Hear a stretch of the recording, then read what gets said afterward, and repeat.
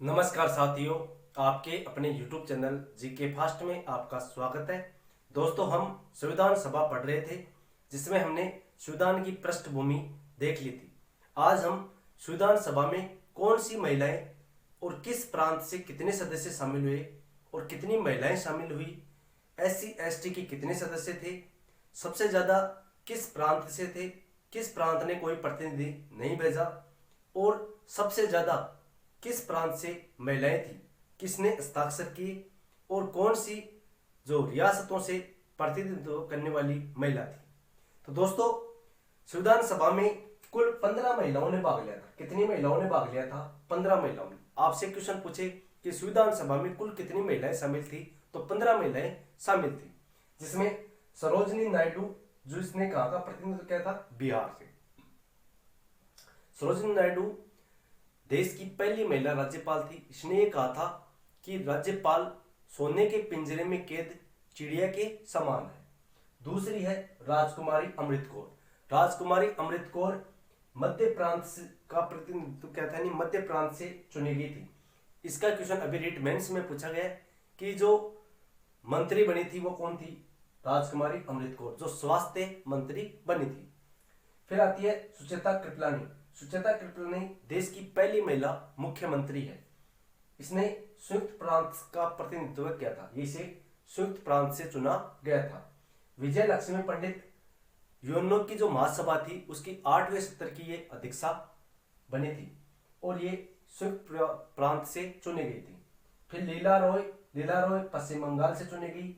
कमला चौधरी संयुक्त प्रांत से। दुर्गाबाई देशमुख मद्रास। हंसा मेहता बंबई। मालती चौधरी उड़ीसा। अंजू स्वामीनाथन मद्रास। दक्षायनी वेलोदन ये मद्रास से थी। एना मस्करीन त्रावणकोर से थी। बेगम एजाज रसूल ये संयुक्त प्रांत से थी। पूर्णिमा बनर्जी संयुक्त प्रांत से। रेणुका राय पश्चिम बंगाल से थी। अब इसमें जो कुल सदस्य थे 389 सदस्य, जिसमें स्वतंत्र सदस्य थे 8, यानी निर्दलीय आपसे पूछे तो कितने सदस्य थे? 8 थे, क्योंकि 296 सीटों पर चुनाव हुआ जिसमें कांग्रेस को 208 सीटें मिली। 73 सीटें मुस्लिम लीग को मिली और 15 सीटें अन्य दलों को मिली थी, जिसमें स्वतंत्र कितने सदस्य थे? 8 सदस्य थे। तो आपसे पूछ ले कि स्वतंत्र सदस्य कितने थे, तो 8 सदस्य थे। SC ST के कितने सदस्य थे? तो SC के 33 और ST के 26, यानी कुल 59 सदस्य थे, 59। कुल महिलाओं की पूछे तो 15 थी। SC ST के 59 थे और स्वतंत्र 8 थे। कांग्रेस को 208 सीटें मिली, मुस्लिम लीग को 73 सीटें मिली। सबसे ज्यादा जो सदस्य थे वो संयुक्त प्रांत के थे। कितने सदस्य थे? 55 सदस्य थे, 55। उसके बाद मद्रास के 49 सदस्य थे। सबसे ज्यादा रियासतों से सर्वाधिक सदस्य मैसूर रियासत से थे। कहां से थे? मैसूर रियासत, जहां का प्रसिद्ध शासक हुआ था टीपू सुल्तान। दूसरी जो रियासत थी त्रावणकोर, इसमें दूसरी सर्वाधिक सदस्य संख्या कौन सी रियासत से थी? तो त्रावणकोर से थी। सर्वाधिक सदस्य किस रियासत से? तो मैसूर से। सर्वाधिक सदस्य किस प्रांत से? तो संयुक्त प्रांत से। दूसरे सर्वाधिक मद्रास से। एकमात्र ऐसी रियासत थी जिसने संविधान सभा में अपना कोई प्रतिनिधित्व नहीं भेजा, तो वो थी हैदराबाद रियासत। ठीक है दोस्तों, ये थी संविधान सभा में महिलाओं की संख्या। अब अपन बात करते हैं कि संविधान सभा में इसके अलावा और क्या हुआ था। तो संविधान सभा की प्रथम बैठक 9 दिसंबर 1946 को हुई। अब हुआ क्या? 9 दिसंबर 1946 को संविधान सभा की पहली बैठक हुई। तो पहली बैठक 9 दिसंबर 1946 को हुई। कहां पर हुई? तो नई दिल्ली में हुई। कहां पर हुई? नई दिल्ली में हुई। इसमें हुआ क्या? इसमें अस्थायी अध्यक्ष चुना गया था। क्या चुना गया था? अस्थायी अध्यक्ष चुना गया था। अस्थायी अध्यक्ष किससे चुना गया? तो SN सिन्हा को चुना गया था। ये कौन थे? तो सच्चिदानंद सिन्हा को संविधान सभा का अस्थायी अध्यक्ष चुन लिया गया। फिर उसके बाद एससी मुखर्जी को उपाध्यक्ष चुना गया था। क्या चुना गया था? संविधान सभा का उपाध्यक्ष चुना गया था एससी मुखर्जी को। उसके बाद संविधान सभा की जो दूसरी बैठक हुई थी 11 दिसंबर 1946। वैसे अगर तुलना करें तो तीसरी बैठक में संविधान सभा का स्थायी अध्यक्ष चुना गया था। कौन सा अध्यक्ष? स्थायी अध्यक्ष। किस बैठक में? तीसरी बैठक में। ये ध्यान रखना, ये क्वेश्चन पूछा जा चुका है कि डॉक्टर राजेंद्र प्रसाद को संविधान सभा की कौन सी बैठक में स्थायी अध्यक्ष चुना गया था? तो तीसरी बैठक में, जो कब हुई थी? 11 दिसंबर 1946 को हुई थी, जिसमें स्थायी अध्यक्ष किसे चुना गया था? तो डॉक्टर राजेंद्र प्रसाद को चुना गया था। डॉक्टर राजेंद्र प्रसाद को चुना गया था। उसके बाद ये सीधे भारत के राष्ट्रपति बने थे। 24 जनवरी 1950 को संविधान सभा की जब अंतिम बैठक हुई तो उस समय डॉक्टर राजेंद्र प्रसाद को देश का राष्ट्रपति चुन लिया गया था। उपाध्यक्ष कौन बन गए? एससी मुखर्जी। तीसरी बैठक हुई, उसके बाद बैठक हुई 13 दिसंबर को। 13 दिसंबर 1946 को पंडित जवाहरलाल नेहरू के द्वारा संविधान सभा में जो संविधान का क्या उद्देश्य था, उस उद्देश्य को स्पष्ट करने के लिए, नहीं संविधान निर्माताओं का क्या उद्देश्य था उसको स्पष्ट करने के लिए जवाहरलाल नेहरू के द्वारा संविधान सभा में उद्देश्य प्रस्ताव रखा गया। क्या रखा गया? उद्देश्य प्रस्ताव रखा गया। ये उद्देश्य प्रस्ताव 13 दिसंबर 1946 को संविधान सभा में पंडित जवाहरलाल नेहरू के द्वारा रखा गया, जो आगे चलकर 22 जनवरी 1947 को ये पारित हो गया था। कब हुआ था? 22 जनवरी 1947 को ये पारित हो गया था। आगे चलकर जवाहरलाल नेहरू के द्वारा रखा गया प्रस्ताव, उद्देश्य प्रस्ताव, संविधान की प्रस्तावना बना। फिर अपन बात करते हैं कि संविधान का कितनी बार वाचन हुआ था। तो संविधान का 3 बार वाचन हुआ था। कितनी बार हुआ था? 3 बार वाचन हुआ था। कितनी बार वाचन हुआ? 3 बार इसका वाचन हुआ। 4 नवंबर 1947 से ये शुरू हुआ और 14 नवंबर 1949 तक ये चला। तो पहला वाचन 4 नवंबर 1947 को हुआ और तीसरा वाचन 14 नवंबर 1949 को इसका वाचन किया गया। दूसरा वाचन 15 नवंबर को हुआ था। 15 नवंबर 1948। 15 नवंबर 1948 को संविधान का तीसरा वाचन हुआ। यानी संविधान का कितनी बार वाचन हुआ? तो 3 बार वाचन हुआ। पहला 4 नवंबर 1947 को हुआ, दूसरा 15 नवंबर 1948 को हुआ, तीसरा 14 नवंबर 1949 को हुआ। तो दोस्तों ये संविधान सभा की 3 बार वाचन किया गया। उसके बाद संविधान सभा में कुछ महत्वपूर्ण संशोधन किए गए, जो संविधान सभा के द्वारा और क्या किया गया? तो संविधान सभा के द्वारा जो संविधान सभा की अंतिम बैठक 24 जनवरी 1946 को हुई थी।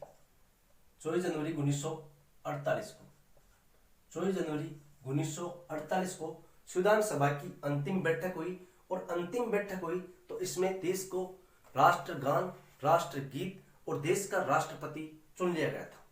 तो इसमें इस बैठक में यह हुआ कि देश का राष्ट्रगान कौन क्या था? जन गण और मन, इसे राष्ट्रगान चुन लिया गया। राष्ट्रगीत वंदे मातरम को राष्ट्रगीत के रूप में अपना लिया गया था 24 जनवरी 1948 को। फिर तीसरा काम हुआ, जो राजेंद्र प्रसाद थे उन्हें देश का राष्ट्रपति चुन लिया गया था। क्या चुन लिया गया था? देश का राष्ट्रपति किसे चुन लिया गया था? डॉक्टर राजेंद्र प्रसाद को। अब हुआ क्या? इस बैठक के द्वारा इस बैठक के द्वारा 26 नवंबर 1949 को जब संविधान को अंगीकृत, यानी 26 नवंबर 1949 को संविधान को अंगीकृत किया गया था। क्या किया गया था?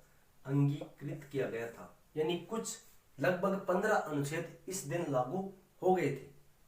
तो ध्यान रखना, संविधान सभा की अंतिम बैठक कब हुई? तो 24 जनवरी 1948 को संविधान सभा की अंतिम बैठक हो गई थी। कुल 166 बैठकें हुई थी। कितनी बैठकें हुई थी? 166। लगभग 12 अधिवेशन हुए थे। कितने अधिवेशन? 12 अधिवेशन हुए थे। संविधान सभा जनता का निकाय थी। विश्व कानून के द्वारा इसको कहा गया था कि ये जनता का, हिंदू जनता का एक निकाय थी। कांग्रेस ही भारत था और भारत ही कांग्रेस थी। तो ऐसे ही संविधान सभा के बारे में कहा गया था। अब होता क्या है कि ये काम हो गया, उसके बाद परिस्थिति ये बदली कि धीरे धीरे जो संविधान सभा थी वो दो तरह के काम करती थी। क्या काम करती थी? दो तरह के। एक तो काम करती थी संसद का, एक काम तो क्या करती थी? संसद का, और दूसरा काम करती थी ये संविधान सभा का। ठीक है ना? दो काम करती थी। जब संसद का ये कार्य करती थी तो इसकी अध्यक्षता जीवी मावलंकर करते थे। कौन करते थे? जीवी मावलंकर के द्वारा, गणेश वासुदेव मावलंकर के द्वारा संसद की अध्यक्षता की जाती थी। और जो संविधान सभा के रूप में जब कार्य करती तो इसकी अध्यक्षता डॉक्टर राजेंद्र प्रसाद के द्वारा की जाती थी। तो दोस्तों, ये थी अपनी संविधान सभा। इसमें क्या अगली वीडियो में अपन संविधान सभा की महत्वपूर्ण विशेषताएं और उसके बारे में चर्चा करेंगे। अब दोस्तों अपन बात करते हैं राजस्थान से संविधान सभा में कितने सदस्य थे। तो राजस्थान से संविधान सभा में कितने सदस्य थे, यह राजस्थान में होने वाली प्रतियोगी परीक्षा के लिए बहुत ही इंपॉर्टेंट है। और यहां से क्वेश्चन हर बार पूछा जाता है कि कौन सा सदस्य किस रियासत से चुना गया था। तो दोस्तों, इसमें लगभग राजस्थान से जो एक ट्रिक आती है, जब हीरा माटीरा मुकुट, जब हीरा माटी का मुकुट गोदारा की सर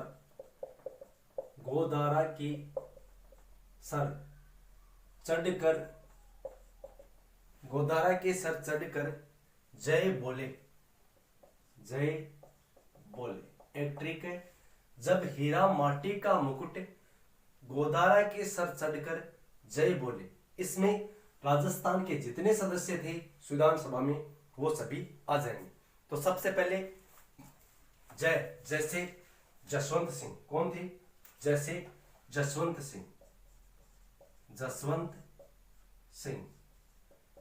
सिंह कहां से थे? तो जसवंत सिंह बीकानेर से थे।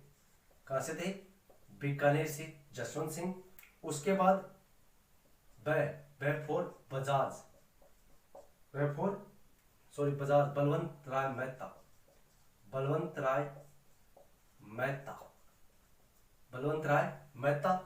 राय मेहता उदयपुर से थे। उसके बाद हीरालाल शास्त्री जो जयपुर से थे। उसके बाद मां से माणिक्य लाल वर्मा ये उदयपुर से थे। ठीक है दोस्तों, जसवंत सिंह बीकानेर से, बलवंत सिंह मेहता उदयपुर से, हीरालाल शास्त्री जयपुर से और मां से माणिक्य लाल वर्मा उदयपुर से। उसके बाद टी से वीटी कृष्णामचारी। तो वीटी कृष्णामचारी जयपुर से थे। कहां से थे? जयपुर से ये सदस्य थे। उसके बाद माटीरा मुकुट, रा से रामचंद्र। राज से रामचंद्र उपाध्याय, रामचंद्र उपाध्याय ये कहां से थे? तो ये सीकर थे, सीकर से थे। रामचंद्र उपाध्याय कहां से थे? तो सीकर से थे। फिर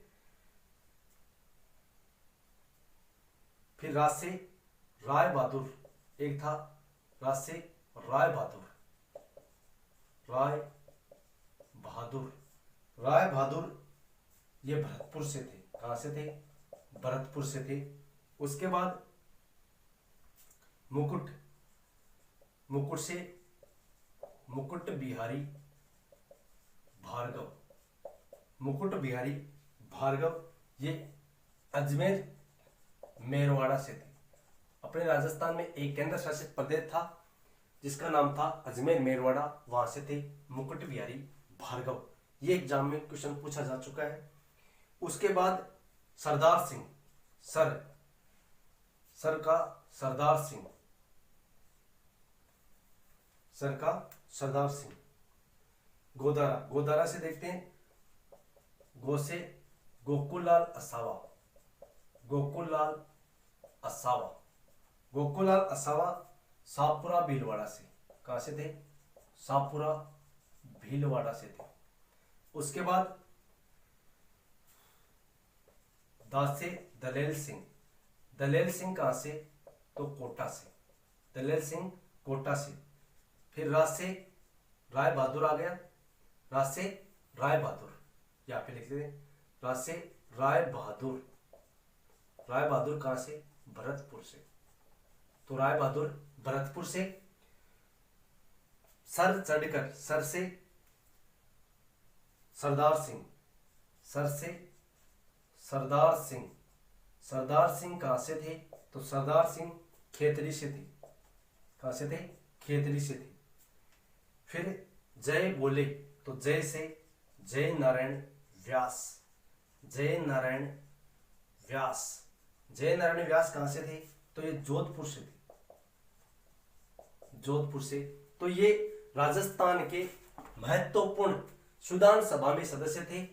जब हीरा माटीरा मुकुट गोदारा के सर चढ़कर जय बोले, तो जैसे जसवंत सिंह बीकानेर, वैसे बलवंत राय मेहता उदयपुर, हीरा से हीरालाल शास्त्री जयपुर से, मां से माणिक्यलाल वर्मा उदयपुर, टी से टी कृष्णामचारी जयपुर से, रा से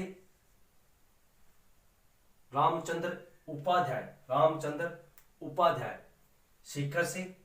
फिर मुकुट से मुकुट बिहारी भार्गव अजमेर मेरवाड़ा, गोदारा गो से गोकुलाल असावा सापुरा भीलवाड़ा, दा से दलेल सिंह कोटा, रा से राय बहादुर भरतपुर, सर से सरदार सिंह खेतरी, फिर रा से गोदारा के सर चढ़कर जय बोले, तो जय से जय नारायण व्यास। ये कुछ महत्वपूर्ण सदस्य थे जो राजस्थान से संविधान सभा में चुने गए। दोस्तों इस वीडियो में इतना ही, मिलते हैं अगले वीडियो में, तब तक के लिए जय हिंद जय भारत।